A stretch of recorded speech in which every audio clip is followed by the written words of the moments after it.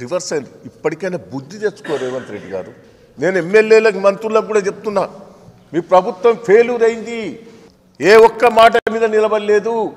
సిగ్గు లేకుండా వేరే రాష్ట్రాలకు పోయి చెప్తున్నాం, మేము మా రాష్ట్రంలో ఇది ఇచ్చినాం అని. ఎక్కడిచ్చినాం? ప్రతి ఒక్కదంటే ఫెయిల్ అయ్యాను.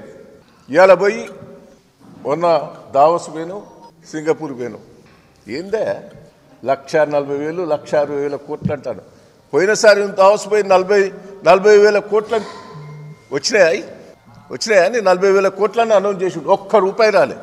40,000 కోట్లు తెస్తాను పోయినసారి పోయినావు, 6 నెలల కింద పోయి తెస్తానమన్నా. ఆ 40,000 కోట్లు ఎటుపోయినాయి? మేఘా కృష్ణారెడ్డి ఎక్కడ వ్యక్తే?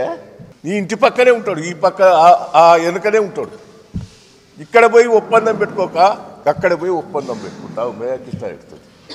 సిగ్గు లేదు రేవంత్ రెడ్డి గారు. అన్ని బోకర్ మాటలే. ఇక్కడ మొత్తం రియల్ ఎస్టేట్ అంతా పడిపోయింది, రాష్ట్ర ప్రభుత్వం ఆదాయం పడిపోయింది, ఉన్న కంపెనీలనే వెళ్ళిపోతాయి. వరంగల్కి వచ్చిన కంపెనీలు, మీ అగ్రిమెంట్ చేసిన కంపెనీలను ప్రభుత్వం సపోర్ట్ చేస్తలేదని వాళ్ళు వెళ్ళిపోయారు.